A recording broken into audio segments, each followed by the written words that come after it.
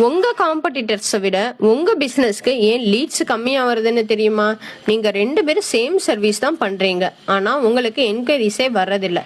But அவங்களுக்கு daily enquiries வரும். Reason number 1, website. அவங்களுக்கு ப்ரொஃபஷனல் வெப்சைட் இருக்கும், நீங்க ஸ்டில் இன்ஸ்டாகிராம் மட்டுமே டிபெண்ட் பண்ணியிருப்பீங்க. Reason number 2, Google presence. அவங்க கூகுள்ல ஃபர்ஸ்ட் பேஜ்ல வருவாங்க, ஆனா நீங்க வரமாட்டீங்க. வேணும்னா போயிட்டு உங்க பிசினஸ் ரிலவெண்டான கீவேர்ட்ஸ் போட்டு கூகுள்ல சர்ச் பண்ணி பாருங்க.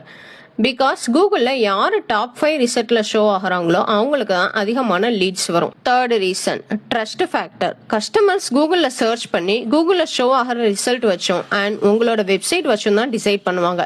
லைக் நீங்க என்னென்ன சர்வீஸ் பண்றீங்க, கிளைண்டோட சக்சஸ் ஸ்டோரிஸ் என்ன, உங்களோட ரேட்டிங்ஸ் என்ன, ரிவ்யூஸ் என்ன, இது எல்லாத்தையும் டீட்டெயிலா செக் பண்ணிட்டு தான் அவன் உங்ககிட்ட சர்வீஸ் எடுக்கலாமா வேணாமானே டிசைட் பண்ணுவான்.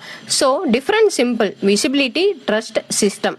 இந்த 3 ஃபேக்டரும் இருந்தா ரொம்ப இம்பார்ட்டன்ட். விசிபிலிட்டிக்கு SEO பண்ணணும், ட்ரஸ்ட்டுக்கு உங்களோட ப்ரொஃபஷனல் வெப்சைட்டை பில்ட் பண்ணணும். இந்த 2 இருந்தா போதும், லீடு சிஸ்டம் ஆட்டோமேட்டிக்கா பில்ட் ஆகும். நீங்களும் உங்க ஏரியா சரௌண்டிங்ல காம்படிட்டரா மாறணும்னா லீட்ஸ் DM பண்ணுங்க, கண்டிப்பா ஹெல்ப் பண்றேன். இந்த மாதிரி யூஸ்ஃபுல்லான டிஜிட்டல் மார்க்கெட்டிங் டிப்ஸ்க்கு நம்ம பேஜை ஃபாலோ பண்ணிக்கோங்க.